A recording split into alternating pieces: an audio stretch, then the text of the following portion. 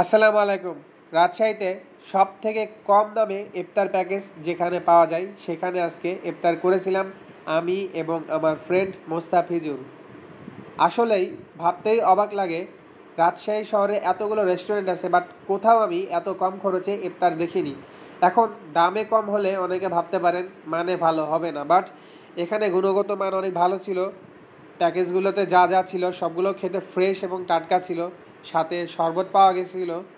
এবং আমরা যে প্যাকেজটা আজকে নিয়েছিলাম এটার প্রাইস ছিল 160 টাকা। এছাড়াও বিভিন্ন প্রাইজের, এর থেকে কমেরও আছে, এর থেকে বেশি প্রাইজেরও আছে।